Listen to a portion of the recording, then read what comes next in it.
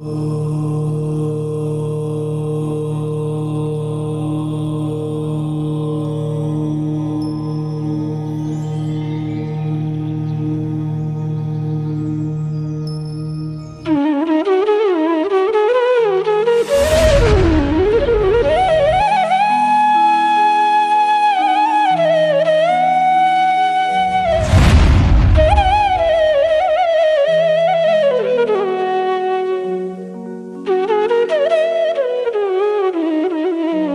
नमः सिद्धेभ्यः। ओम नमः सिद्धेभ्यः। ओम नमः सिद्धेभ्यः। सिद्धं शुद्धं पणमिय जिनीन्द्रवर्णे चंदम कलंकम गुणरयन भूषणुदयम जीवस्य परुवनम ओच्छम। बोलो देवादिदेव 1008 श्री श्रेयांसनाथ भगवान की जय। देवादिदेव 1008 श्री नेमिनाथ भगवान की जय।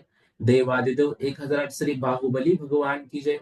सिद्धांत चक्रवर्ती आचार्य श्री नेमिचंद्राचार्य महामुनिराज की जय। संत शिरोमणि आचार्य गुरुवर विद्यासागर जी महामुनिराज की जय। विद्याकुल शिरोमणि आचार्य श्री समय सागर जी महामुनिराज की जय। निर्यापक श्रमण मुनि पुंगव जगत पूज्य श्री सुधा सागर जी महामुनिराज की जय। समस्त मुनि संघ की जय। कषाय मार्गना में कल जो वर्णन हमने पढ़ा, निश्चित ही हमारे आत्म उत्थान के लिए वो बहुत ही कार्यकारी विषय था। और कषाय मार्गना के माध्यम से हमें सिर्फ इतना सीखना है कि हमें कषायों को मंदता की ओर ले जाने का प्रयास करना है। उसमें 4 प्रकार से कषाय के भेद पढ़े थे। और उसको क्रोध कषाय जो है वह क्रोध कषाय भी 4 प्रकार से होता है। तो उसमें शिला भेद, पृथ्वी भेद, धूलि रेखा और जल रेखा, इस प्रकार से उसको 4 भागों में बांटा। शिला भेद को उत्कृष्ट कहा, पृथ्वी भेद को अनुत्कृष्ट कहा, धूलि रेखा को अजघन्य कहा और जल रेखा को जघन्य। और यदि हम इस कषाय के पास जाते हैं या इस कषाय का अनुसरण करते हैं तो शिला भेद से नरक गति, पृथ्वी भेद से तिर्यंच गति, धूलि रेखा से मनुष्य गति और जल रेखा से देव गति हमको मिलती है। देखिएगा, जल रेखावत क्रोध को रख पाना पॉसिबल तो नहीं है, लेकिन धूलि रेखा की तरह क्रोध को हम रख सकते हैं। उतना क्रोध आए, भयंकर गुस्सा भी आए, और उसको हम एक शांतता का प्रयास करके, शांति का प्रयास करके अपने मन को समझा के कुछ देर के बाद ठीक है ना, हो गया जो होना था। नहीं होना चाहिए वह कार्य हो गया, लेकिन अब हो गया है। अब उसको क्रोध करने से तो मैं ठीक नहीं कर सकता हूँ, इस तरह से हम समझाए।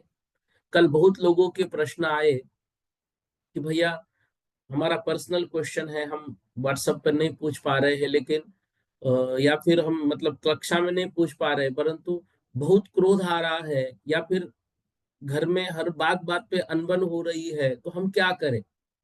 तो कल भी इसी चीज को कक्षा में दोहराया गया था कि ये सारा जो विषय है, ये सारा विषय हमारे खुद के पुरुषार्थ पर डिपेंड है। आगम कितना भी कहे, गुरुवर कितना भी कहे, हमें कितना भी समझाए, लेकिन परिवर्तन करना तो हमारा कर्तव्य है। पूज्य गुरुदेव निर्यापक श्रमण मुनिपुंगव सुधा सागर जी महाराज ने जिज्ञासा समाधान में अनंतों बार इस विषय को लिया होगा। अनंतों बार इसलिए कह रहा हूं क्योंकि इस विषय को ज्यादा जोर देते हैं कि हमें परिवार में कैसे रहना है और परिवार के रिश्तों को कैसे संभालना है। बहुत बार तो ये तक गुरुदेव ने कहा कि हर बार बहू या बेटे की गलती नहीं होती है, माँ बाप भी गलतियां कर देते हैं। तो इस तरह से हमें वहां पर झुकते हुए आगे बढ़ना है, रिश्तों को संभालते हुए आगे बढ़ना है। और बाकी कुछ बचे ना बचे, हमारे आत्म रूपी रत्न की रक्षा के लिए किस तरह का पुरुषार्थ हम कर सकते हैं, उस बात का चिंतन हमें करना है। तो हमारे पुरुषार्थ सबके अलग अलग हो सकते हैं। जैसे क्रोध असंख्यातो उत्पत्ति की अपेक्षा बताए हैं, ऐसे ही उसके उपाय भी असंख्यातो है उत्पत्ति की अपेक्षा। बस परिस्थिति का विश्लेषण करते हुए, और विश्लेषण भी सही सही विश्लेषण करते हुए, उस समय क्या करना योग्य है हमें निर्णय लेना पड़ेगा। क्या अभी मैं यहाँ से दूसरी जगह चला जाऊं? क्या मैं थोड़ी देर के लिए मौन हो जाऊं? क्या मैं थोड़ी देर के लिए पानी पी लूं? क्या मैं मुंह में पानी रख के अब किसी से बात ही नहीं करूं? क्या मैं मौन धारण कर लूं? इस प्रकार से अलग अलग जो व्यवस्थाएं बताई हुई है, और इन व्यवस्थाओं के अलावा भी और बहुत सारे विषय हो सकते हैं, बहुत सारे विषय हो सकते हैं जिनको हम करके अपने आप को बचाने का प्रयास कर सकते हैं। अब यहाँ पर मान कषाय के विषय में बात आई, तो मान कषाय के लिए चार प्रकार के विषय दिए। तो शैल मतलब दिया पत्थर के समान, दूसरा दिया हड्डी के समान, तीसरा दिया काठ के समान, और चौथा दिया बेत के समान। यह भी उत्कृष्ट, अनुत्कृष्ट, अजघन्य और जघन्य के भेद से, और यह भी करने से उत्कृष्ट यदि है तो नरक, अनुत्कृष्ट है तो तिर्यंच, अजघन्य है तो मनुष्य, और जघन्य यदि है तो देव गति को देने वाला है। मान कषाय भी। माया कषाय के लिए जो उदाहरण दिए हैं उन उदाहरणों को आज हमको पढ़ना है। लीजिएगा 286 नंबर की गाथा। 286 नंबर की गाथा सब लोग अपने सामने जो आगम रखा हुआ है उसमें से निकाल लीजिए। 286 नंबर की गाथा। हाँ, 286। वेणुवमूलरभय,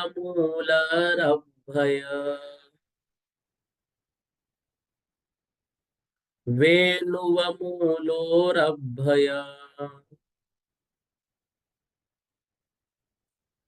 सिंगे गोमुत्तये यथोरप्पे, सरिसीमाया नारय, सरिसीमाया नारय, तिरयन रामर गई सुखिवदी जियम, तिरयन रामर गई सुखिवदी जियम। जैसे क्रोध और मान का वर्णन किया, वैसे ही माया को भी चार भागों में आगम में बांटा हुआ है। उसके लिए उन्होंने पहले दिया वेणु मूल, वेणु मूल, फिर दिया रभय सिंह, फिर दिया गोमुत्तय, और फिर दिया खुरप्पा सरिय। इस तरह की जो माया है वह क्रम से नारय, तीरय, नर, अमर, गईसु गतियों को खिवदी उत्पन्न कराती है। इसको जीव, जीयम अर्थात जीव को। तो जैसे क्रोध मान के भेद चार प्रकार से किए हैं, ऐसे ही उत्कृष्ट, अनुत्कृष्ट, अजघन्य और जघन्य के भेद को माया में भी बांटा है। तो पहला दिया वेणुव मूल। वेणुव मूल मतलब जो बांस है, बांस की जड़। वेणुव मतलब बांस, तो बांस की जड़। तो जो बांस की जड़ है उसकी गांठ जो है वह बहुत समय तक खुलती नहीं है, क्योंकि देखो बांस की हाइट कितनी है, और इतना होने के बाद भी बांस जो है तूफान में जल्दी गिरता नहीं है। क्यों? क्योंकि उसकी जड़ की जो गांठ है वो बहुत मजबूत है। तो ऐसे वेणुमूल की गांठ की तरह हमारा माया जो कषाय है वह कषाय बहुत समय तक यदि बना रहता है, बहुत समय तक यदि हम सरल होते ही नहीं है, तो फिर वह माया कषाय जो है वह उत्कृष्ट तक हमको ले जाएगी। कहाँ ले जाएगी? उत्कृष्ट तक ले जाएगी, मतलब उत्कृष्ट माया हमारी होगी। और यदि उत्कृष्ट माया हमारी हो गई तो वह उत्कृष्ट माया, जैसे क्रोध और मान की बात है, ठीक ऐसे ही यह उत्कृष्ट माया भी हमको कहाँ ले जाएगी? उत्कृष्ट माया हमको नरक गति में ही ले जाएगी। तो इस तरह से इन सभी विषयों को भी थोड़ा सा हमको ध्यान रखना है। फिर दिया है उरभक सिंह, अर्थात उरभ्रक का सिंह, अर्थात मेंढक का सिंह। किसका सिंह? मेंढक का सिंह। तो मेंढक के सिंह के समान, ध्यान से, तो मेंढक का सिंह मतलब जैसे मेंढे का सिंह बहुत काल तक सीधा नहीं होता है, वह कैसा रहता है? वह टेढ़ा रहता है। किसका सिंह? मेंढक का सिंह। तो वैसे ही यदि हमारी माया भी बहुत काल तक टेढ़ी ही बनी हुई है, मतलब वो सरल हो नहीं रही है, तो वह भी हमारे जो माया कषाय है, वह माया कषाय ले तो जाती है तिर्यंच में, लेकिन ये उर्भ्रक की सिंह की तरह माया ये ऊपर की जो नरक की भाई, और ये तो तिर्यंच में वैसे भी ले जा रही है। फिर दिया है गोमूत्र की धार। तो गोमूत्र की धार थोड़े काल तक जो है वो ऐसी तिरछी होती है, मतलब वो ज्यादा टेढ़ी मेढ़ी नहीं है। जो उर्भ्रक के सिंग होते हैं ना, वो देखे होंगे हमने, तो ऐसे सीधे नहीं रहते, ऐसे ऐसे घूम के घूम के घूम के होते हैं वो, ठीक है ना। तो उससे थोड़ी सी जो गोमूत्र की धार है, वह गोमूत्र की धार थोड़ी सी कमतर टेढ़ी है, मतलब उसमें समय कम लगता है। तो यदि ऐसा है तो यह जो है यह हमको ज्यादा दुख पहुंचाने वाली नहीं है, मतलब कहाँ ले जाएगी? तो इसके लिए बताया वह हमको मनुष्य गति में ले जाएगी। कहाँ ले जाएगी? तो हमको वह मनुष्य गति में ले जाएगी। और अंतिम दिया है खुरपा। क्या दिया है अंतिम? खुरपा। तो जैसे जमीन पर बैल आदि का खुर बहुत थोड़े काल बिना सरल नहीं होता है, ऐसे ही बहुत थोड़े काल तक जो सरल नहीं होती है ऐसी माया, ऐसी माया होने पर उस माया संबंधी हमको गति शरीर आदि कर्मों का बंध होता है। मतलब इसको भी उत्कृष्ट अनुत्कृष्ट अजघन्य और जघन्य के भेद से चार भागों में हम बांटेंगे, और यह जो है ये हमारा नुकसान कराएगी। तो इस तरह से इन चारों को हमें चार भागों में बांटकर चारों को समझना है और अधिक से अधिक सरल बनने का प्रयास करना है। कितना सरल? कितना सरल? देखो, पूजन की पंक्तियां आती है, यह पुष्प सुकोमल कितना है, तन में माया कुछ शेष नहीं, निज अंतर का प्रभु भेद कहूं, उसमें रुजुता का लेश नहीं, चिंतन कुछ फिर संभाषण कुछ, क्रिया कुछ की कुछ होती है, स्थिरता प्रभु निज में पाऊ वो, अंतर का कालुष धोती है। इस तरह की सरलता यदि आए कि जैसे पुष्प के अंदर है, तो बहुत अच्छी बात है। और एक दूसरी पंक्ति जो यहाँ पर बोली जा रही है कि यदि निज अंतर का प्रभु भेद कहूं, तो उसमें रुजुता का लेश नहीं, ये कहना भी सरलता है। समझना विषय को। मैं अपने अंदर का भेद, अपने अंदर का राज बताऊं, तो मैं अंदर से सरल नहीं हूं, इस बात को स्वीकार करना भी सरलता है। इसको स्वीकार भी कर लिया हमने, तो कहीं ना कहीं हमने जो माया की उत्कृष्ट स्थिति है, वह अनुत्कृष्ट से हम अजघन्य तक लेकर आ रहे हैं, क्योंकि हमने स्वीकार कर लिया। पाप को पाप समझना भी पाप से दूर होने की ओर पहला कदम है। इसलिए ऐसी बात हमको स्वीकार करनी ही चाहिए, चाहे क्रोध की हो, चाहे मान की हो, चाहे माया की हो, चाहे लोभ की हो। कौन नहीं है संसार में, लेकिन ऐसा क्रोध, ऐसा मान, ऐसा माया और ऐसा लोभ ना हो जो किसी और के संसार में जहर घोल दे, किसी और को मरने को मजबूर कर दे, किसी और का जीवन बर्बाद कर दे, किसी गरीब की पसीना नहीं खून पिए, इस तरह के तो भी कषाय हमारे ना हो, यह चिंतन हमको करना है। ठीक है। इस तरह से जो 286 नंबर की गाथा है, उसमें 4 प्रकार की बातें हमने पढ़ी। वेणुयमूल, उरभ्रक्षृंग, गोमूत्र और क्षूर। इस तरह से ये जो हमारी परिणति है, कौन सी परिणति? माया की। माया की परिणति मतलब ठगने वाली, दूसरों को ठगने वाली। तो हम जो ठगते हैं, दूसरों को धोखा देते हैं, वह धोखा देना हमारा हमको नरक गति में ले जाने योग्य इतना उत्कृष्ट ना हो, कम से कम मनुष्य गति तक ले जाने वाले जैसा हो, देव गति का आ गए तो बात ही क्या है। तो जितना हो सके उतना सरल बनने का प्रयास हमें करना है। देखो, प्रतिदिन कक्षा में जो बातें हम पढ़ रहे हैं, उसका अनुसरण एक दिन में नहीं हो सकता है, और एक दिन में हम अपने आप को परिवर्तित नहीं कर सकते हैं। उसके लिए बरसों की मेहनत की आवश्यकता होती है।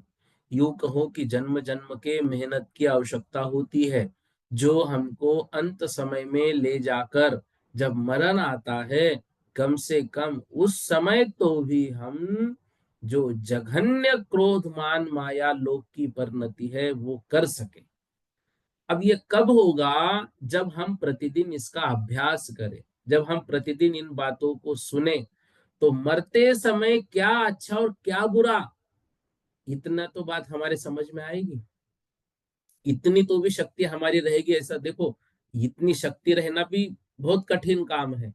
यूं कहा है कि करोड़ों जन्मों की तपस्या का फल इतना ही हो सकता है कि अंत समय में नमोकार मंत्र के नमो अरिहंतानम पद का न याद आ जाए, बस। यह भी देखो, करोड़ों जन्मों की तपस्या का फल है, उतना भी याद नहीं आता है। लेकिन यदि हम अभ्यास करेंगे, प्रतिदिन इन बातों को सुनेंगे, समझेंगे और अनुसरण करने का प्रयास करेंगे, और अंत समय में यदि ये बात ध्यान में आई, तो मैं उत्कृष्ट, अनुत्कृष्ट और अजघन्य जो क्रोधमान माया लोभ है, उससे दूर होना चाह रहा हूं या चाह रही हूं, और मैं अब जघन्य में आना चाहती हूँ।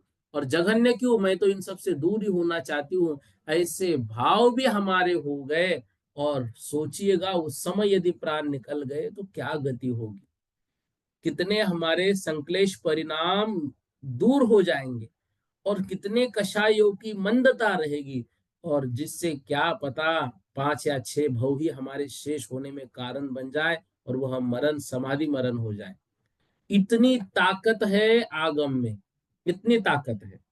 देखो, अभी दीक्षा धारण नहीं किया हमने, व्रत धारण नहीं किए है, जैसा जीवन हम जी रहे थे वैसा ही जीवन जिया है, लेकिन उस जीवन को हमने बस प्रतिदिन थोड़ा थोड़ा अभ्यास करके इस योग्य बनाया है कि मरते समय इन सभी बातों का ध्यान हमको रहे, तो हमारे स्वाध्याय को उस समय 100 में से 100 अंक मिल जाते हैं। आप परीक्षा की चिंता करते हैं ना, हमें तो हमारी आत्मा का चिंतन करना है, और आत्मा का ही चिंता करनी है, बस। और किसी की चिंता नहीं करनी है, परीक्षा की नहीं, मार्क्स की नहीं, कुछ नहीं।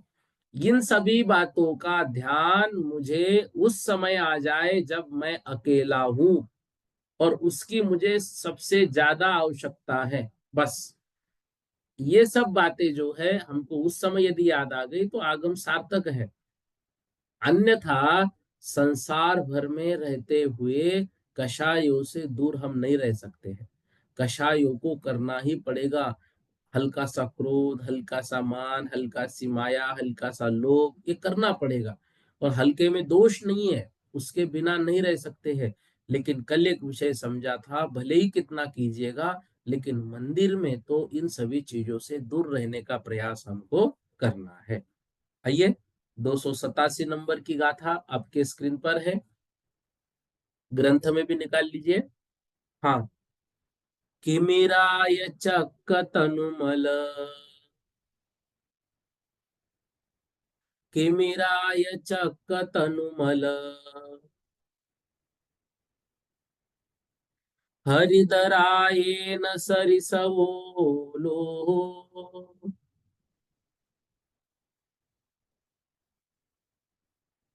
हरिदरायेन सरिसवो लो, नारयतिर्निखमानुष।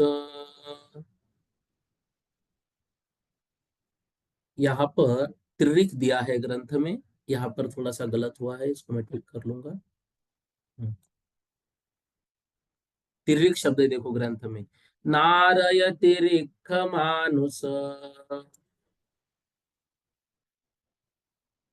देवेषुपयोकमसो।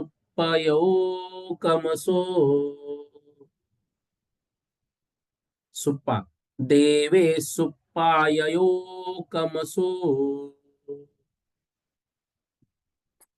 देखिए, कल एक दीदी ने प्रश्न इस विषय का पूछा था, कृमिराग चक्रमल शरीरमल क्या है, वह गाथा आज हमको पढ़नी थी, इसलिए कल उसका उत्तर नहीं दिया था, आज सुन लीजिएगा।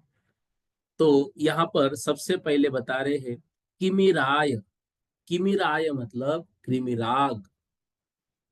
किमिराय, किमिराय मतलब कृमिराग।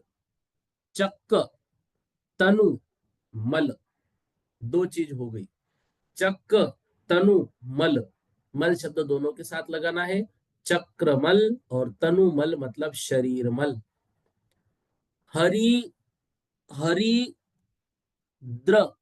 हरिद्र है ना, हरिद्र रायेन, अर्थात हरिद्र मतलब हल्दी का, रायेन मतलब रंग, सरिसो मतलब जैसा, लोहो अर्थात लोभ।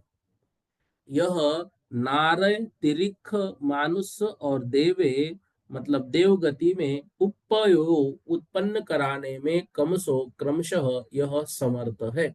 क्रम से मतलब वही बात है, उत्कृष्ट अनुत्कृष्ट अजघन्य जघन्य, नरक गति तिरंच गति मनुष्य गति देवगति, ये चारों में बात सेम आएगी। बस उदाहरण चारों के मतलब उस कषाय से रिलेटेड वैसे लिए हैं। ठीक है ना।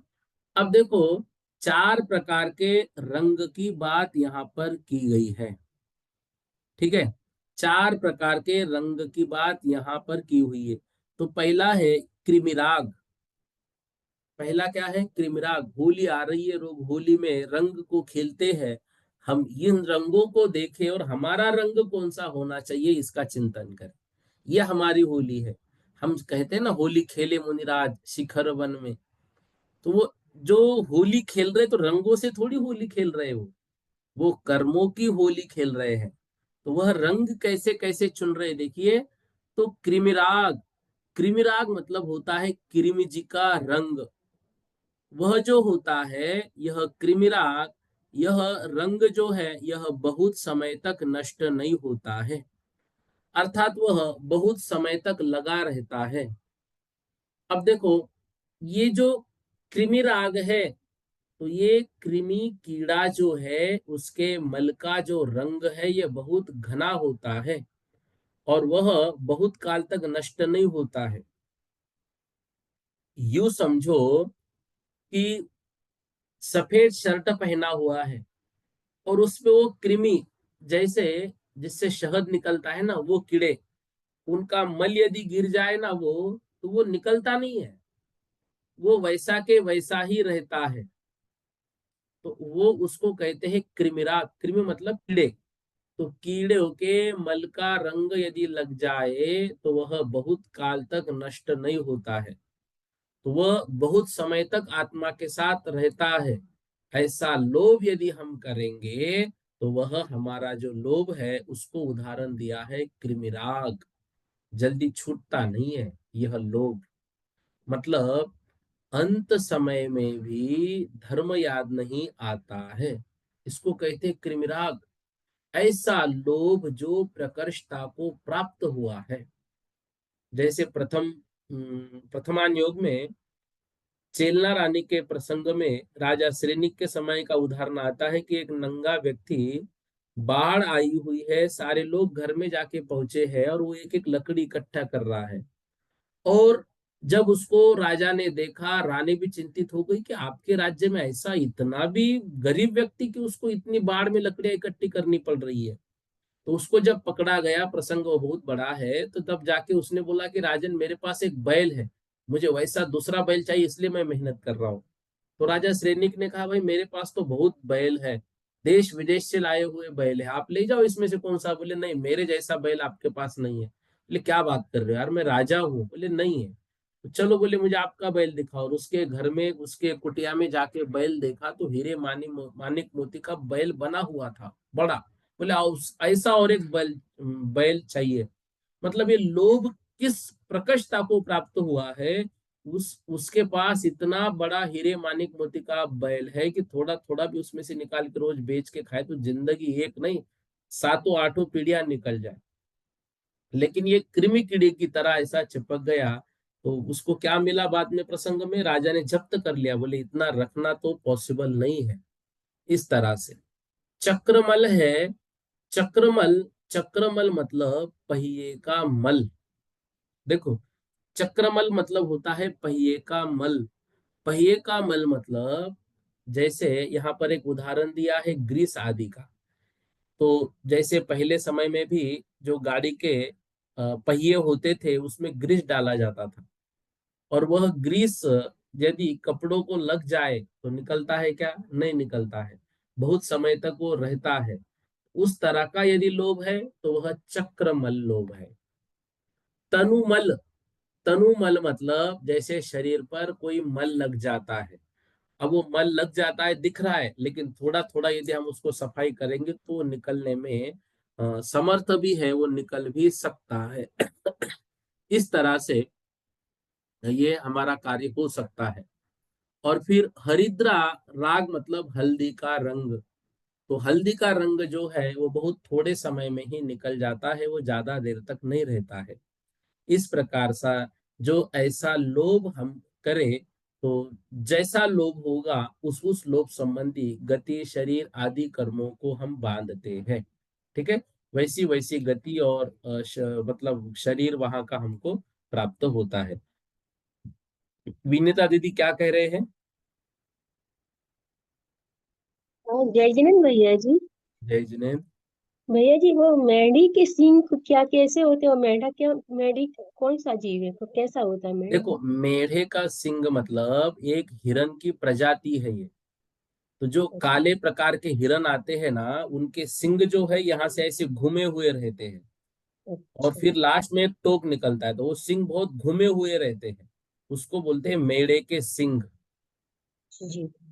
जी ठीक है भैया, ना। जी तो जी एक भैया। हिरन की ही एक प्रजाति है। हम यहाँ पर ही वो अपना जो बकरी के प्रजाति का जो मेंढा होते हैं वो मत लेना यहाँ पर, जी भैया। जिससे ऊन मिलता है वो नहीं। यहाँ पर जो है ना वो हिरन की प्रजाति है। आप यदि नेट पे सर्च करोगे ना, तो एक काला सा हिरन आएगा, ब्राउन, डार्क ब्राउन कलर का।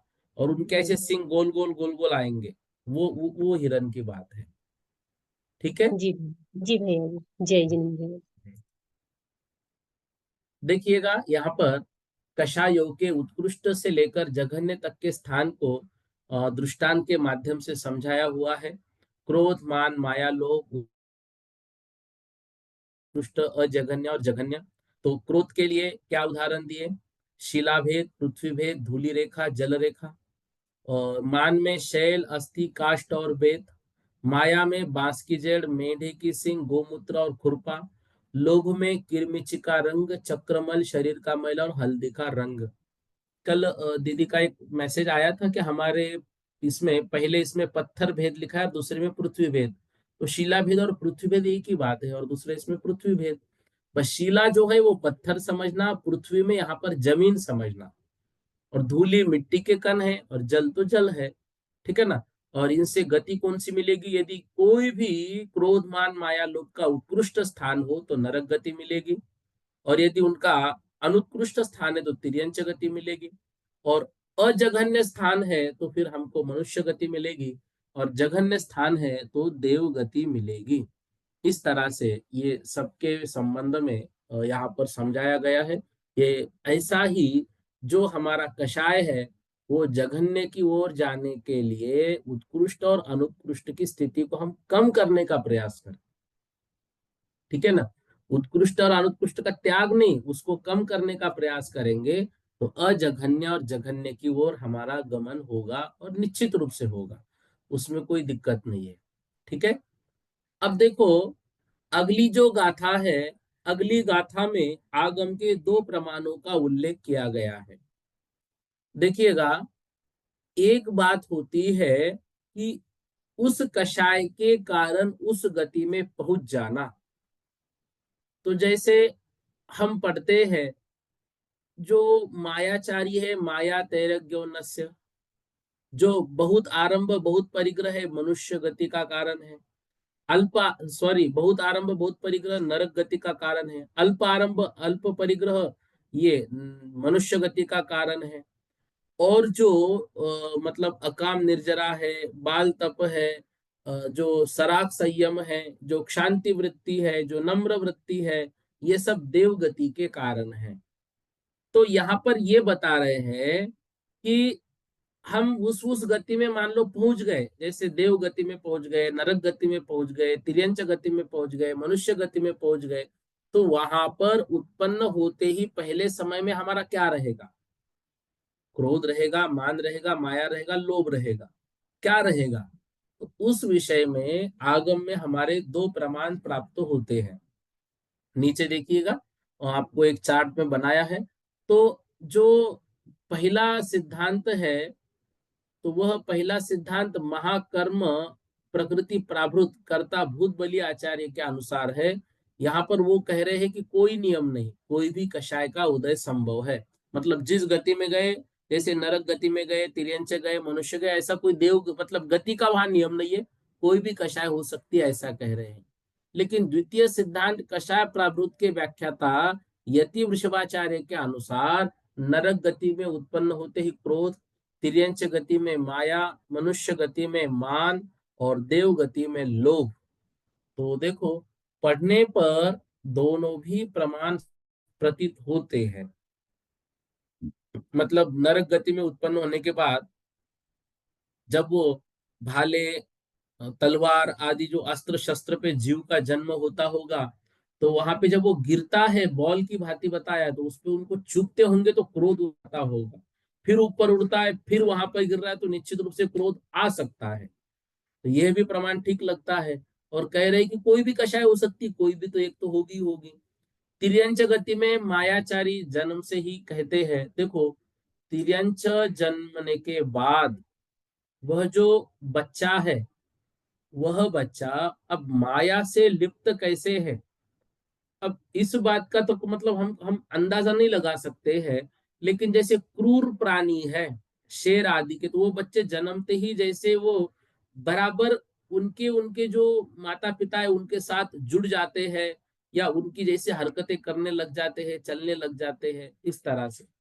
और मनुष्य जन्म से ही मान कषाई जो माना जा रहा है, क्योंकि आजकल हम देखते हैं छोटे छोटे बच्चों को भी, मान लो थोड़ा सा भी ऐसा किया जाए तो तुरंत बोलते मारा क्यों, क्यों मारा हमको?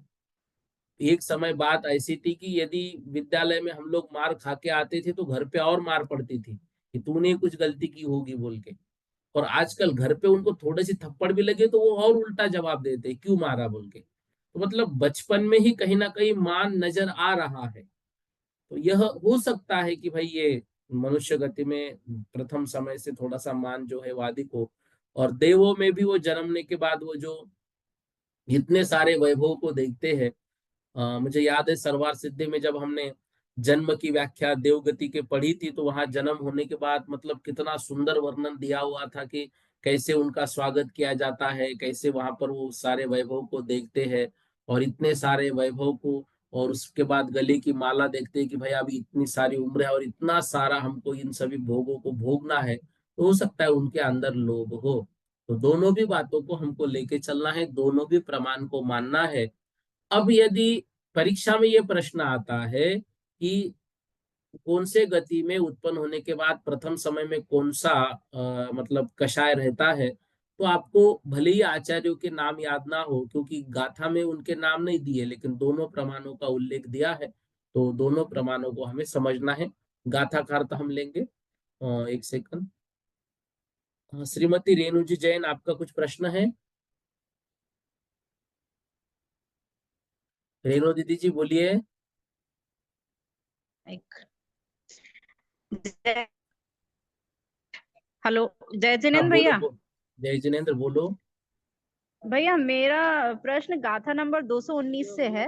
हम्म जो योग गणना का विषय चल रहा है, हम लोग सामूहिक पढ़ते हैं, तो हम्म उसमें ये एक चीज दी है कि जो ना तो सत्य हो और ना मृषा हो, उसको असत्य मृषामन कहते हैं। तो ये कुछ हम्म समझ में नहीं आ रहा कि असत्य मृषामन मतलब दोनों वर्ड झूठ ही हो गए ना, असत्य का मतलब भी झूठ होता है और मृषा का मन मतलब भी झूठ ही होता है। तो ये थोड़ा देखो, सा आप explain कर वैसा नहीं, दीजिए। वहां वहां कैसे लगाना है, अशब्द दोनों के साथ लगाना है।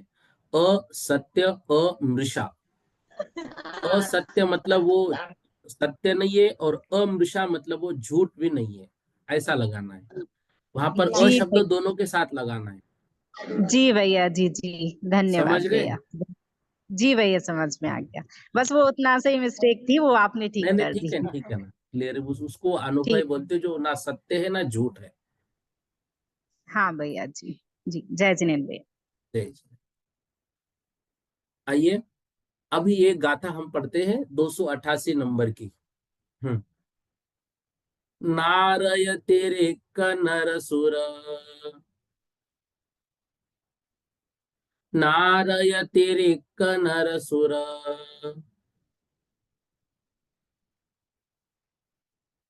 गई सुपन्न पढ़म कालमी,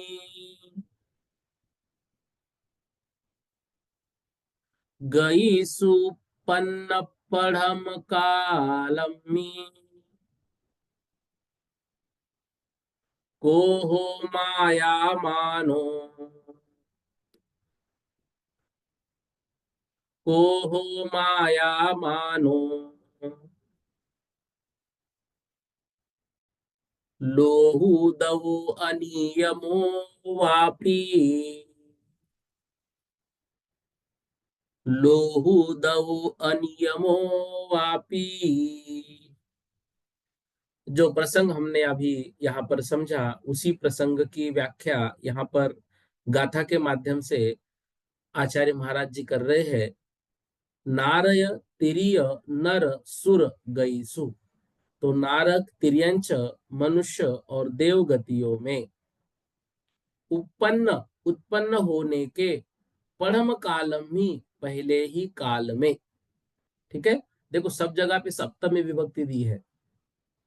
नरक, तिर्यंच, मनुष्य, देव गति में, गईसु देव गति में, उत्पन्न परम कालम ही, उत्पन्न होने के बाद पहले काल में, को हो माया मानो, क्रोध मान माया, लोहु और लोभ, उदय, उदय होता है क्रम से।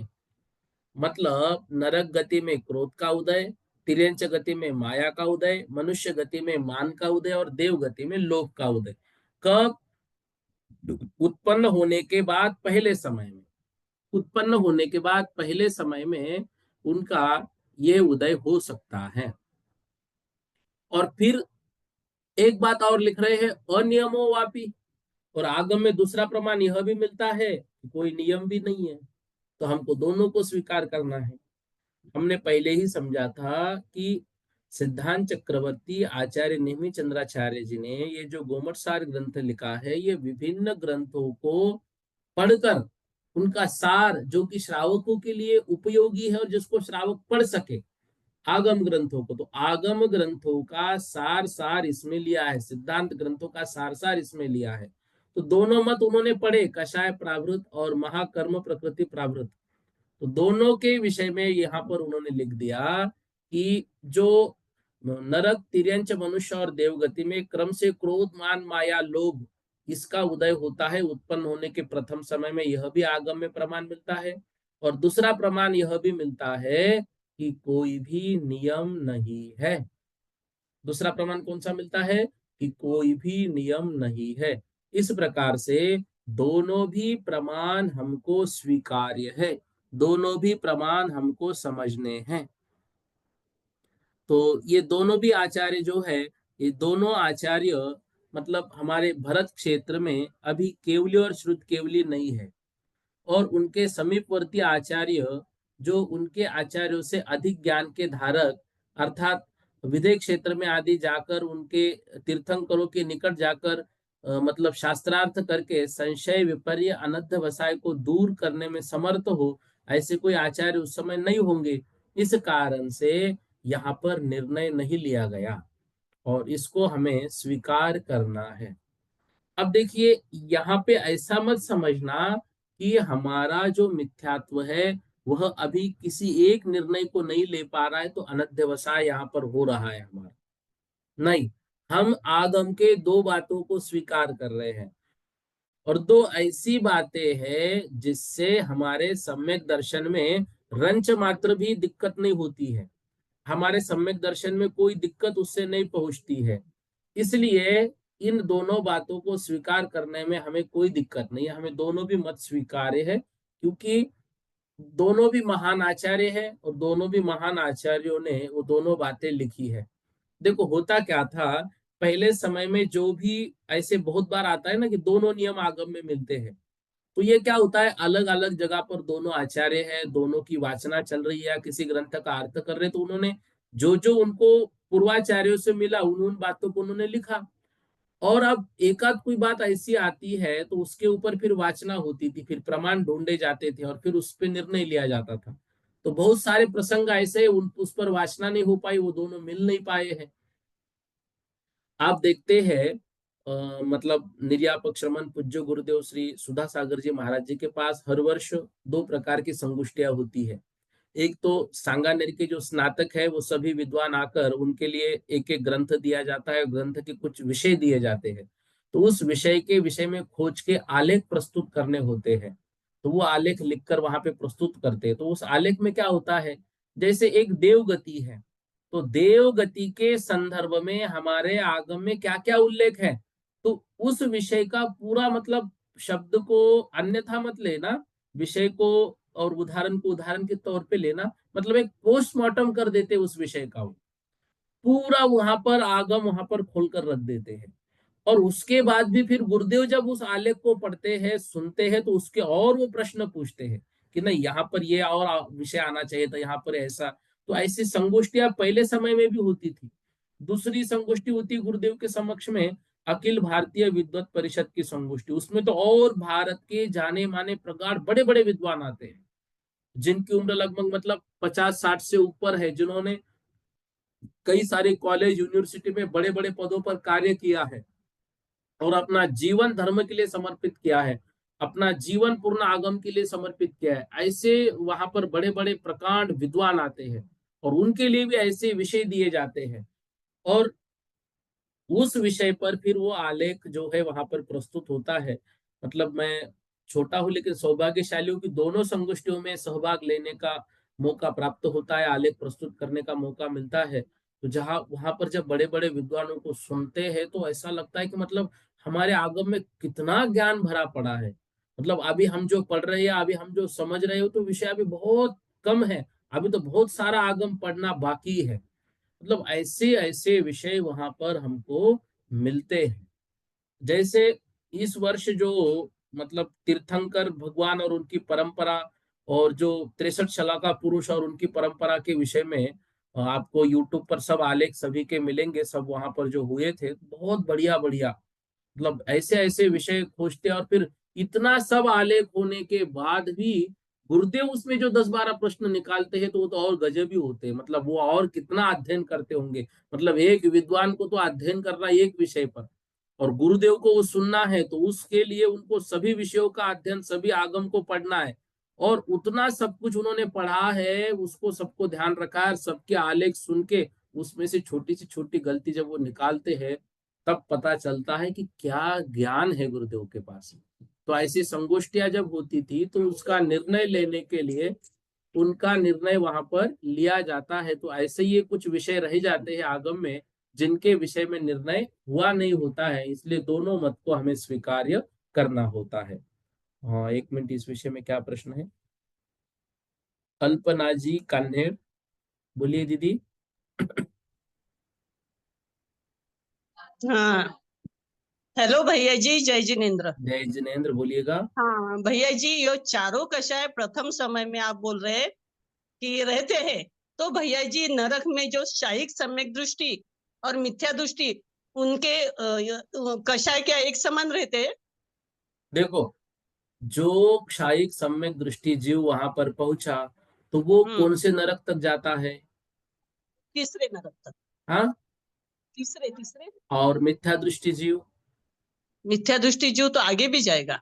हाँ, तो फिर यहीं पर हमको पता चलता है कि दोनों में अंतर है। हाँ। फिर भी नरक में जन्म लेने की अपेक्षा से जो पहले नरक में जन्म ले रहा है, तो चाहे हम्म क्षयिक सम्यक दृष्टि हो चाहे मिथ्या दृष्टि हो, जन्म हम्म के समय में उनका जन्म दोनों का एक सरीका कहा है, दोनों का अलग अलग वर्णन नहीं मिला है। बस इतना हम्म हमको आगम में वर्णन पढ़ने को मिलता है कि जब उनका अंत समय आता है तब देव जो है उनके चारों ओर एक आवरण बना देते हैं। हाँ हाँ उस समय उनके बस इतना पढ़ने में आता है, लेकिन जन्म के समय क्षायिक सम्यक दृष्टि और मिथ्या दृष्टि का जन्म के समय का दुख अलग अलग हो, इस विषय में कुछ पढ़ने में नहीं आता। इसका मतलब हमको इतना तो समझ आता है कि दोनों का जो है वो जन्म सरीका होता होगा, और दोनों की कषाय जो है वो भी सरीकी मतलब एक समान ही होती होगी। लेकिन इतना तो अंतर है कि भाई पहले दूसरे नरक के जो दुख है वो बाकी आगे के नरकों से कम है। तो जो क्षायिक सम्यक दृष्टि के लिए कम दुखों वाली जगह पर जाने का मौका मिलता है। इतना तो है। ठीक है दीदी। ठीक है भैया। हाँ हाँ ठीक है, जय जिनेन्द्र। जी जी। हम्म, ठीक है, इतना विषय आज कर लेते हैं। कल से इन कषायों में जो लेशाओं का भी वर्णन बहुत सुंदरता से आगम में बताया गया है, उस विषय को लेंगे। एक आपसे निवेदन है, कल की कक्षा का अवकाश रहेगा, कल शनिवार है और रविवार का अवकाश रहेगा, सोमवार को सीधी हम कक्षा अब लेंगे, ठीक है ना। तो 2 दिन आप अच्छे से अध्ययन कीजिएगा। मैं रविवार को पेपर देने की भी सोच रहा था, लेकिन थोड़ा सा नहीं हो पाएगा पेपर निकालना। तो अगले हफ्ते में निश्चित रूप से एक दिन मैं आपको 1-2 दिन पहले बोलकर जो है पेपर आपका जो है विषय आगे का जो विषय रहा है हमारा, मतलब कषाय मार्गना तक का, तो उस विषय कषाय मार्गना से पहले ही समझो ले लेंगे, योग मार्गना तक का ले लेंगे। तो योग मार्गना तक का एक बार आपको बोलूंगा विषय क्या रहेगा और कब रहेगा तब। तो ये 2 दिन जो है आपको कक्षा का अवकाश रहेगा। तो आप सभी लोग इस बात को समझो, क्या होता है 7 बजे ही थोड़े फोन आप कर देते कुछ कुछ, मतलब याद नहीं रहने के कारण, या फिर व्हाट्सएप पे आप हो जाता है कि नहीं है क्या कक्षा। तो आज ही आपको बता रहा हूँ, कल और परसों कक्षा का अवकाश रहेगा। नीलम दीदी जी बोलिए। जय जिनेन्द्र भैया जी। जय जिनेन्द्र। छायोपसमिक सम्यक दर्शन वाला तीसरे नरक तक जाता है क्या? देखो, वहां पर जो है क्षायोपशमिक सम्यक दृष्टि जीव और क्षायिक सम्यक दृष्टि जीव दोनों का भी जो वर्णन तीसरे नरक तक का ही मिलता है, और औपशमिक सम्यक दर्शन का तो वर्णन ही नहीं होता है। लेकिन कौन? क्षायोपशमिक सम्यक दर्शन के विषय में थोड़ा सा विषय ऐसा मिलता है कि जन्म का जो उसका समय होता है, उस समय कुछ तो भी वो सम्यक दर्शन उनका हीन हो जाता है, मतलब नष्ट होता है, और फिर वो उसको प्राप्त करते हैं। बाकी क्षायिक का जो है ऐसा नष्ट नहीं होता है। मतलब ठीक क्षायिक है। सम्यक दर्शन तो पहले नरक तक ही जाता है। हाँ और हाँ जब हाँ। और क्षायुक क्षमिक जो है वो तीसरे नरक तक जाता है। और भी भैया जी, क्या नरकों में जो सम्यक दर्शन अधिक होता है? तो अधिक शास्त्र मतलब? मतलब वैसे देवों में मानते हैं ना कि सम्यक दर्शन अधिक होता है उनको, तो नरक में भी वेदना के कारण सम्यक दर्शन अधिक होता है क्या? अच्छा, सम्यक दर्शन उत्पत्ति आप बोल रहे हो कि क्या हाँ, बोल रहे हो? उत्पत्ति से। देखो, नारकियों का जो दुख है वो सम्यक दर्शन की उत्पत्ति का कारण माना गया है। तो जो नारकियों का दुख है, उस दुख को, उस वेदना का अनुभव करके वो ये करते कि मैं कितने दुख को प्राप्त हो रहा हूँ, क्यों हो गया इस संसार में, तो उस वेदना के अनुभव से वो जो है वो दुख सम्यक दर्शन को प्राप्त होते हैं। तो ऐसा तो नहीं है कि मतलब ज्यादा वहां पर होते हैं उत्पत्ति, लेकिन वो एक कारण दिया है। जैसे जाति स्मरण कारण दिया है, वैसे नरकों की वेदना का अनुभव है वह भी कारण दिया हुआ है। अच्छा। ठीक है। और भाई जैसे उसमें तेजस शरीर का 66 सागर दिया है, तो वो किस अपेक्षा से दिया होगा? वहां पर उस दिन लिया था ना कि वो सप्तम नरक में जो उसने जन्म लिया है, वो सप्तम नरक का जीव बाहर घूम फिर के फिर जब सप्तम नरक में जाता है, तो 33 सागर की पहले सप्तम नरक की आयु, और फिर सप्तम नरक में गए तो वो 33 सागर की आयु, इस अपेक्षा से उसको 66 सागर लिया है वो तेजस का, क्योंकि वहां का जो शरीर है वो अग्नि के जैसा चमकता है, तो तेजस ज्यादा है। उस अपेक्षा से अब बाहर का जो काल है वो 33 सागर की अपेक्षा, वो जो जहां पर समझो तिर्यंच क्रूर तिर्यंच बना या फिर मनुष्य बना, तो वहां का काल मतलब इतना अधिक नहीं है कि वो 66 सागर में कुछ प्लस बोल सके, इसलिए उसको 66 सागर लिया हुआ है।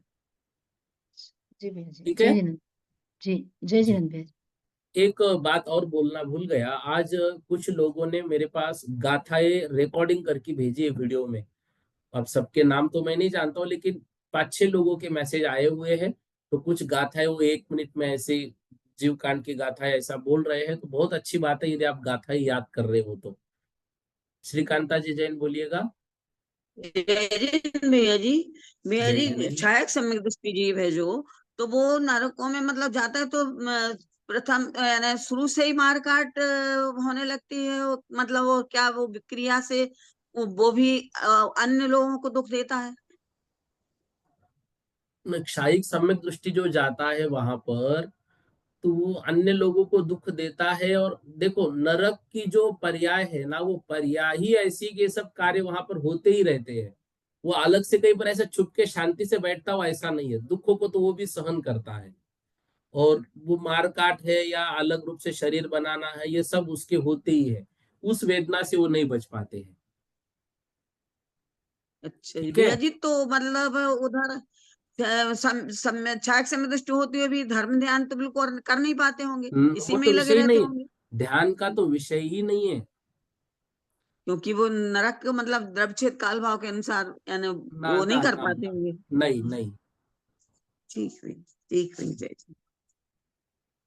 इस विषय में यदि आपके पास पहले की कुछ रिकॉर्डिंग हो, तो सरवार सिद्धि का वर्णन में नरक गति और देव गति का वर्णन बहुत अच्छे से दिया था, और उसको लिया भी था। मतलब मेरे ख्याल से 3-4 दिन क्लास में वही चला था वर्णन, तो आप एक बार सुन लीजिएगा। ठीक है भैया जी, देखेंगे उसको। जी। ओके। श्रीमती मीना जी, मीना दीदी बोलिएगा। जय जिनेन्द्र भैया जी। जय जिनेन्द्र। आहारक मिश्र कायोग में जो निर्वृत्ति अप्राप्त अवस्था बनती है, तो मतलब जैसे कार्बन कायोग जहाँ होता है वहां निर्वृत्ति अप्राप्त अवस्था देखो बनती है, कि मतलब कार्बन जैसे का योग से, कार्बन मतलब आहारक मिश्र का योग जो है, आहारक मिश्र का, आपको प्रश्न क्या है आपका? कि मतलब जो अपर्याप्त अवस्था बनती है, मतलब निर्वृत्ति अपर्याप्त, तो मिश्र में भी बनती है और कार्बन कायोग दोनों में मतलब निर्वृत्ति अपर्याप्त अवस्था बनती है, क्या देखो ऐसा है क्या? देखो ऐसा, आहारक का योग जब बन रहा है तो बनते समय आहारक मिश्र का योग, तो वहां पर निवृत्त पर्याप्तक अवस्था। और आहारक का योग से पुनः शरीर जो औदारिक में आ रहा है, वहां पर निवृत्त पर्याप्तक अवस्था, दो अपेक्षा से। ठीक है। जय जय भैया। जी। मंगला दीदी जी बोलिएगा। जय जिनेन्द्र भैया जी। जय जिनेन्द्र। गुण संक्रमण यानी क्या? गुण संक्रमण अर्थात देखो, एक तो होता है क्या बोलते हैं उसको, मैं शब्द ही भूल गया। अभी तो आप गुण संक्रमण समझो, 3-4 चीजें होती है, मैं शब्द मतलब सामने लेकिन भूल गया। तो जो हमारा समझो हम मनुष्य गति रूप पर्याय, अभी हमारी आयु मनुष्य आयु है, तो मनुष्य गति का उदय हमारा चल रहा है। तो हमने जो पहले तिर्यंच गति, देव गति, नरक गति भी बांधी थी, तो वो जो गतियां है वो मनुष्य गति में परिवर्तित होके उदय में आ रही है, इसको बोलते हैं गुण संक्रमण। पहले पहले उदय था मनुष्य गति का? नहीं, मनुष्य आयु है ना, तो मनुष्य आयु होने के कारण गति का उदय भी मनुष्य गति का ही रहेगा। देखो अच्छा आयु तो हम कोई एक बांधते हैं, लेकिन गति चारों का बंध हम प्रति समय करते हैं। तो वो जो गतियां, बाकी की गतियां बंधी हुई है ना हमारी, वो बाकी की गतियां मनुष्य गति रूप परिवर्तित होकर ही उदय में आती है। अच्छा। ठीक है। हाँ ठीक है, ठीक है। जय जिनेन्द्र। जय। राज रानी जी जैन बोलिएगा। जय जिनेन्द्र भैया जी। दीदी आप तो है ना पहले से ही सप्तम वर्ष के ग्रुप में ऐड है, बहुत पहले से। भैया जी, फिर मेरे पास आपका कुछ भी आ क्यों नहीं अब रहा? मुझे नहीं मालूम, आज मैंने फिर से भेजा, देखो सप्तम वर्ष के ग्रुप पे आपको मिला है। नहीं मिला। अब सप्तम वर्ष के ग्रुप पे मैंने आपने जो मैसेज भेजा है, मैंने वो सेव किया, उसको ऐड करने का प्रयास किया, तो आप ऑलरेडी ग्रुप में बता रहे हैं, सप्तम तो वर्ष के मेरे ग्रुप में, और यही नंबर से मेरे बता रहे हैं। मेरे मोबाइल पे तो कुछ भी नहीं आ रहा भैया जी, और कुछ भी। मैंने आपको बोलूं कि आपके पर्सनल नंबर पे भी मैंने, मतलब जिस नंबर से मुझे मैसेज आया था उस नंबर पे भी मैंने सारे पीडीएफ भेज दिए वापस। भैया जी मेरे फोन में तो कुछ भी नहीं आया। तो आपका, आप विदेश से है ना? नहीं, दिल्ली से है। तो आपका एप्पल का मोबाइल है क्या? नहीं, एप्पल का नहीं है उस। तो अब क्यों नहीं आ रहा? आपका नंबर बोलो एक बार। नंबर है भैया जी मेरा हम्म। 85 हाँ 87 हाँ 041 हाँ 419। 419। ये देखिएगा, ये जो नंबर है, एक सेकंड।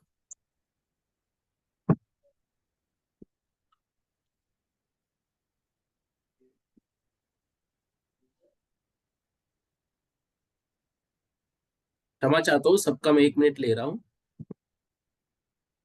किसी का भी तकलीफ किसी को ना हो। एक सेकंड। भैया जी मेरा एक क्वेश्चन भी है।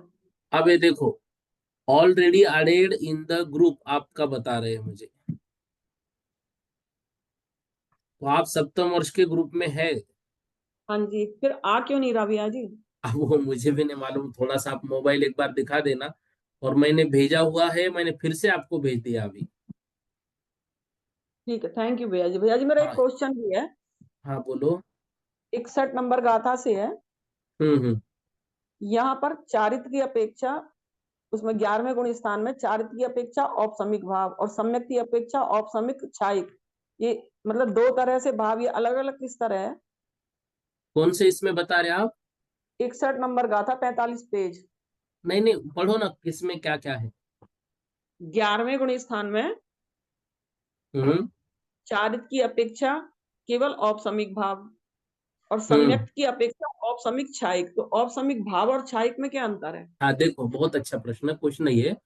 जो क्षायिक सम्यक दृष्टि जीव है, वह क्षायिक सम्यक दृष्टि जीव उपशम श्रेणी भी चढ़ सकता है, क्षपक श्रेणी भी चढ़ सकता है। हाँ तो जी। क्षायिक सम्यक दृष्टि जीव जब उपशम श्रेणी चढ़ेगा और 11वें गुण स्थान में जाएगा, तो उसके हाँ। सम्यक्त्व की अपेक्षा से औपशमिक भाव भी रहेंगे और क्षायिक भाव भी रहेंगे। और चारित्र जो है, वहां का जो चारित्र है, वह चारित्र औपशमिक चारित्र ही है, क्योंकि उस गुणस्थान का नाम ही उपशांत मोह है। इसलिए हाँ जी, चारित्र की अपेक्षा वहां पर औपशमिक भाव ही रहेंगे। तो औपसमिक भाव और छायिक, औपसमिक छायिक में क्या अंतर है? जो क्षायिक, वो क्षायिक जो है ना, वो सम्यक्त्व की अपेक्षा से है। तो क्षायिक सम्यक दृष्टि है ना, तो क्षायिक हाँ सम्यक जी। दृष्टि की अपेक्षा उसके भाव क्षायिक रहेंगे, क्योंकि वो क्षायिक अच्छा, सम्यक दृष्टि है। और उपसम कर रहा है इसलिए औपसमिक भाव होंगे। हाँ, क्षायिक सम्यक दृष्टि जीव मोह का उपशम करके वहां पर पहुंचा, इसलिए औपशमिक भाव। और छायिक की अपेक्षा औपसमिक क्षायिक छायिक। की अपेक्षा क्षायिक भाव। ठीक, थैंक यू भैया। हाँ। जय श्री दीदी जी बोलिए। जय जिनेन्द्र भैया, ओम परम नमः। भैया जय 270 नंबर की गाथा में लिखा है, एक समय में आहारक काय युग वाले जीव अधिक से अधिक 54 होते हैं और आहारक मिश्र काय युग वाले जीव अधिक से अधिक 27 होते हैं। यहाँ पर जो एक समय में तथा उत्कृष्ट शब्द है वह मध्य दीपक है, तो ये मध्य दीपक शब्द समझ में नहीं आया भैया। तो वो मध्य दीपक मतलब दोनों के साथ भी लगाना है। मतलब अधिक कैसे? होंगे तो भी इतने, जघन्य होंगे तो भी इतने, उत्कृष्ट से भी इतने और जघन्य से भी इतने। तो ये दोनों के साथ शब्द लगा देना है। वो 54 के साथ भी लगाना है अधिक से अधिक इतने ही, और 27 के साथ भी अधिक से अधिक इतने ही, और उत्कृष्ट संख्या अच्छा। इनकी इतनी ही है, ऐसा। हाँ। तो जघन्य और अच्छा। उत्कृष्ट दोनों के साथ ये शब्द लगाना है, इसको बोलते हैं मध्य दीपक। हाँ ठीक है ठीक ना? है भैया। हाँ ठीक समझे है कि नहीं भैया, समझे जय आप? जिनेन्द्र। हाँ समझ गए, उतने मतलब जो चौवन है तो चौवन की जो कम उत्कृष्ट जगन होंगे तो ये मध्य दीपक कहलाया आहारक का। हाँ और जो आहारक मिश्र का 27 है तो 27 का जो जघन उत्कृष्ट होगा तो उससे कम और ज्यादा हो सकते हैं, तो ये मध्य दीपक हाँ, हो गया 27। बिल्कुल बिल्कुल सही। ऐसा ना? जी जी जी। ठीक है भैया। अनिता दीदी जी बोलिए। जय जिनेन्द्र भैया जी। जय जिनेन्द्र। भैया जी, जैसे क्रोध का उदय आता है तो क्रोध आता है, इसके बाद अपन को पश्चाताप होता है, तो उसमें मतलब क्या फल मिलता है उसका पश्चाताप होता है तो? बहुत अच्छी बात है ना। यदि हमें हाँ गलती के बाद पश्चाताप हो रहा है, इसका मतलब है हाँ भविष्य में जब हम वो गलती करेंगे तो उसके लिए हम ये सोचेंगे कि जिस बात का मुझे पश्चाताप हो रहा है तो मैं वो क्यों करूं। हाँ वह भी दूसरा हाँ कदम है। पहला कदम है गलत को गलत जानना, और दूसरा कदम है गलत करके मन में पश्चाताप होना। अच्छी बात है। हाँ हाँ। अच्छा भैया जी, जय जय जय शशि जी भैया जैन। जी। जय जिनेन्द्र भैया जी। जय जिनेन्द्र। भैया जी, जब आपने पहला पेपर हल करने दिया था गुण स्थान संबंधी, तो उसमें सही गलत में एक क्वेश्चन था, सांसदन के तृतीय भाग में मरण करने वाला जीव नरक में जाता है, गलत या हम्म। सही? तो हम्म। ये भैया जी, ये भाग तो मैंने पूरे में देख लिया, सांसदन के पहला दूसरा ये भाग कहीं तो नहीं मिल रही है, कोर्स देखो, में ही नहीं। कोर्स में है, सासादन के इसमें स्पष्ट लिखा है, दूसरे हाँ गुणस्थान में मरण करने वाला जीव नरक में नहीं जाता है। भैया, पर तृतीय भाग में लिखा है, इसमें सांसदन के तृतीय भाग में हाँ, तो मरण। उसके तीन भाग होते हैं, 6 अवली है ना, दो दो अवली के तीन भाग होते हैं। पहले हाँ भाग में मरण करने वाला देवगति में, दूसरा मनुष्य और तीसरा तिर्यंच। अच्छा, ऐसा तो कोर्स में मुझे कहीं नहीं दिखा, हमने गाथा खुद में ही से। लिखा है, स्पष्ट गाथा में लिखा है। सासादन की तीन चार जो गाथाएं दी है ना, गाथाओं में आप पढ़िएगा, मिल जाएगा आपको।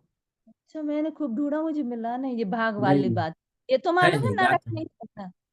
आप मुझे व्हाट्सअप कीजिएगा, मैं आपको उसका गाथा के साथ उत्तर भेज दूंगा। अच्छा जी, ठीक है ठीक जी है, जी। जय जिनेन्द्र भैया जी। जय। भारती दीदी जी बोलिएगा, आज का अंतिम प्रश्न भारती हाँ, दीदी जी। जय जिनेन्द्र भैया जी, मुझे भी 7th ईयर के ग्रुप में हूँ मैं, लेकिन मेरे को पूछना स्वाध्याय के सब आते हैं, आपके नहीं आते हैं, ये इसके कुछ भी नहीं आता है, देखो, ज्ञानोदय में हो आता है। सकता है सप्तम वर्ष के दो ग्रुप हो, और हाँ, ग्रुप 1 में। सांगानेर वाले जो ग्रुप का नाम है वो है द्वादश वर्षीय सप्तम वर्ष 2025। हाँ, वो नहीं है फिर, और हाँ, तो ग्रुप फिर 1 हो में सकता है हूँ। आपका दूसरा ग्रुप हो, तो एक बार आपको देख लीजिएगा। बाकी हाँ, जो और रश्मि दीदी का तो इसी ग्रुप में वो है ऐड। ज्ञानोदय में आते भेजते हैं आप, तो वो मिल जाता है। तो बस देखो, मैं जो है ना ज्ञानोदय में और इसमें एक ही चीज भेजता हूँ, अलग अलग नहीं भेजता हूँ। हाँ हाँ ज्ञानोदय में इसलिए भेजता हूँ कि उसमें पहले से बहुत लोग जुड़े हुए हैं, हाँ। और सप्तम वर्ष में जो नए आते हैं वो भी जुड़ते जा रहे हैं, इसलिए दोनों जगह हम्म पर मैं भेजता हूँ। हाँ, और ठीक है ना। मुझे ना भैया जी एक बार चौसठ अवगाहना यंत्र का और वो भंग का बताना, जब अभी निकलेगा रिवीजन के टाइम बोलो हाँ तो भी। बिल्कुल, उस समय विषय हो जाएगा, या और यदि हाँ नहीं हो तो आप व्हाट्सअप कर दीजिएगा, उस पर मैं आपको हाँ भेज दूंगा। हाँ ठीक है। हाँ हाँ हाँ। चलिए। ठीक है, जय जिनेन्द्र भैया। जय श्री राम। बोधि समाधि परिणाम शुद्धि स्वात्म उपलब्धि शिव सौख्य सिद्धि चिंतामणिम चिंतित वस्तु दानिम त्वां वंदे मानस्य ममास्तु देवी।